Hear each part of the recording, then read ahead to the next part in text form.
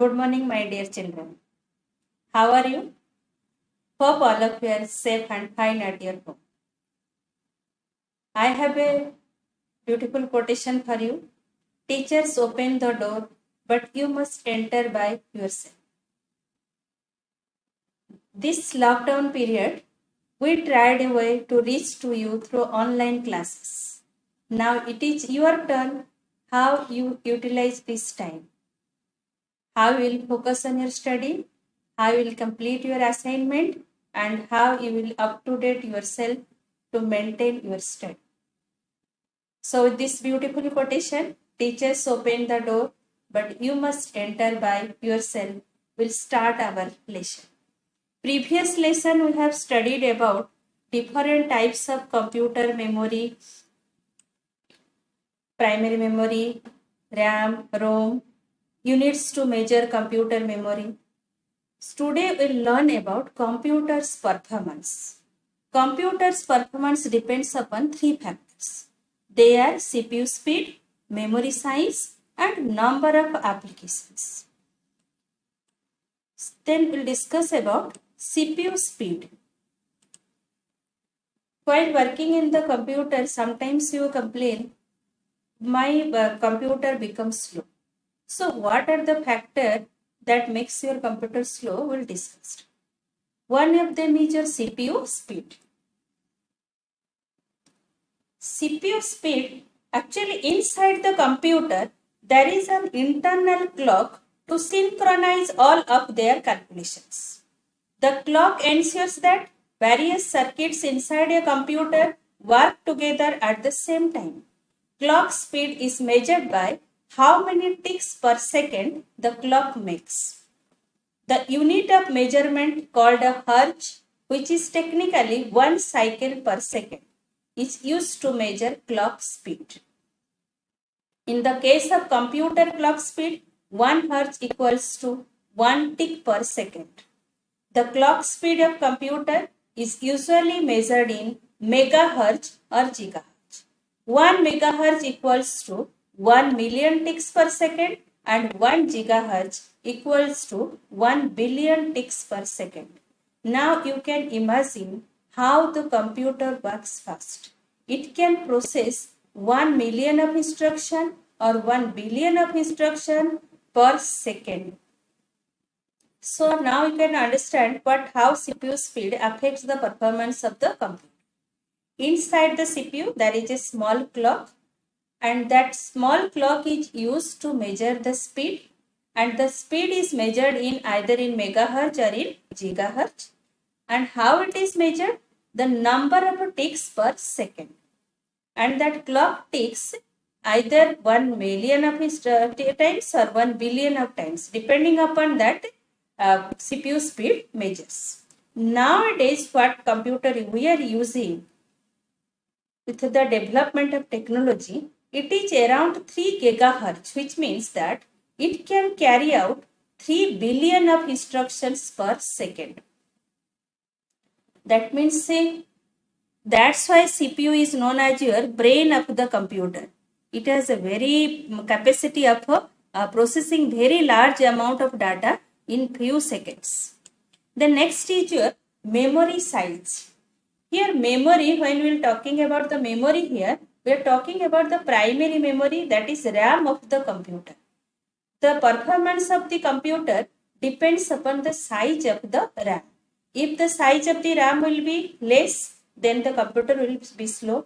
If the size of the RAM will be large, then computer will work very fast. How it affects, let us discuss. When you start any program, means suppose you are going to start program then Microsoft Word. That Microsoft Word will be uploaded from your hard disk to RAM first. And when it will be available in the RAM, then we can use that program. So you must have seen whenever we are opening any program, it takes some time. That means that time it takes to load to the RAM, then it will be available to the user. So when you start a program, your processor gives a command to retrieve the program from the hard drive. Once the files are retrieved, the system needs a workspace to manipulate the data and allow you to interact with it. Your system places your program in RAM temporarily while you are working with them, so that the processor can access that information faster and more easily. Generally, the more RAM your system has, the faster your program will run. RAM has two main attributes that affect your system's performance. One is memory capacity and one is your memory speed. That means capacity means size of the RAM, memory speed means number of instructions processed per second. These two factors affect the system's performance. And suppose you have a computer and your RAM size is very less, so that your computer is working slowly, you can extend your capacity by adding extra chips also to your computer, so that the performance of your system can be improved. Then the third point is your number of applications. Sometimes what happens when we are working with the computer, we thought at a time we will open so many programs so that we can work at a time. So that what we do, we open the program, then minimize it. Then I will open another program and we will minimize it. So minimizing a program is not a closing a program. Actually, minimizing means it is running at the background. So at a time, if you will open 2-3 programs, all the programs will reside in the RAM only, and the RAM capacity of the RAM will be used. The space in the RAM will be used for to store those programs. So what will happen? It becomes gradually the computer will become slow because the RAM always comes in limited size also. It is one of the factor why your computer slows down. Sometimes you open many programs at a time, means a Word document, more than one website and some other programs. This type of action will eventually fill up RAM and your computer will appear to slow down. So if you want to improve the performance of your computer, you should limit the amount of application that you have running at any one time and the amount of files and documents that you have opened. That means while working in the computer, we should keep in mind the programs which we don't need currently. We should close those programs and files and documents so that more space will be available in RAM to run the other program, to run the programs. So these are the three factors which affect the performance of our computer, that is CPU speed, size of your RAM, and then your number of application running at a time. Next, we will study about secondary storage devices. Previous class we have studied about primary memory or primary storage devices of the computer, RAM and ROM. Already discussed, RAM size is very less or small, and RAM is volatile, means as soon as the power will goes up, everything will disappear from RAM. That means we cannot store any data permanently in RAM, and we cannot store large volume of data in RAM also. And you know that ROM is only limited capacity and it stores only some program which we require during the startup of the computer or booting process of the computer. We cannot store anything to the ROM. So we need such devices where we can store our large volume of data permanently. So to solve this problem, we need some secondary storage devices, and many secondary storage devices are available in the market, and it is in different capacities also, in different forms also, and all these secondary devices are one characteristics, that is they can store large volume of data permanently. So now today we'll discuss about some most common form of storage devices. Hard disk, floppy disk, they use magnetic media to store the data. CD-ROMs, DVDs, they use optical media. Besides this, we have Blu-ray disc also. Nowadays, we are very popularly using cloud storage also. Pen drive, flash memory we are using. So, we'll discuss one by one about the memories, secondary storage devices. Now, come to floppy disk. This floppy disk nowadays not in use, very old form of storage devices. It has a capacity to store 1.44 megabyte of data. It is made up of flexible material known as your minor. So since we are not using it, We will not detailed study about this device. Now come to hard disk. Hard disk is the largest secondary storage devices, all of you know, and it is fixed inside the CPU. How it stores the data? The hard disk memory store information on one or more circular platters which are continually spinning. These rotating disks are coated with a magnetic material and stacked with space between them. Information is recorded on the surface of rotating disks by magnetic heads as tiny magnetic spots. That means, you see the picture, hard disk is actually a circular plate consisting of magnetic platters. Magnetic platter stores the data in the form of magnetic dots. This circular plate, many circular plates are there, small, they stacked on each other in a spindle-like structure. These circular structures are known as tracks. These yellow lines, the circle filled with yellow color, it's known as tracks. And tracks are again divided into sectors. That means in hard disk, circular platters are there to store the data. Platters are divided into tracks and sectors. The concentric circles are known as your tracks, and tracks are again or further divided into sectors to store the data. And you know that it is the largest storage devices and storage device and which can store large volume of data permanently. Next comes to your CD. CD stands for your compact disc. The compact discs and CDs are optical medium. They use a laser beam to store the data. In floppy disk and in hard disk, there is a magnetic head which rotates every time to store the data, but here we use a laser beam to store the data. The CDs are relatively cheap and have storage capacity of up to 700 MB. That means little more than your floppy disk.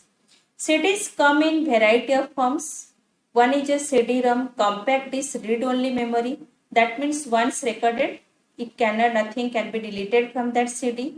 One is CD-R, compact disk recordable. That means things can be stored. CD-RW, compact disk rewritable. That means you can delete the old things and you can store new things in that CD. Then comes to your DVD. DVD stands for your digital versatile disc or digital video disc.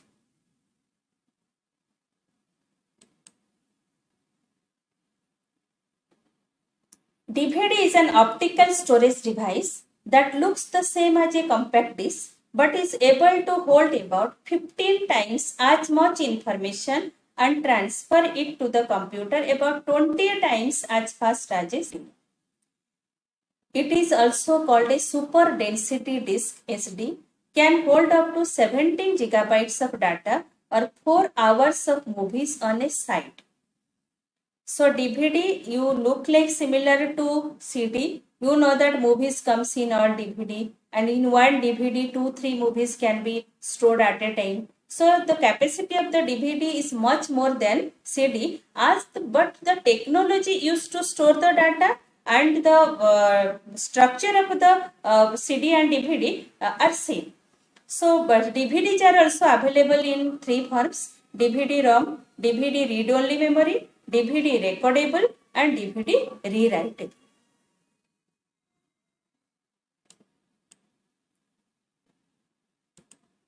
Next comes your pen, thumb drives, and flash memory. These are very popular nowadays. Pen drive all of you are using, very less we are using nowadays CDs and DVDs. So another kind of storage device has recently emerged. It is called flash memory, USB memory, or sometimes key memory also.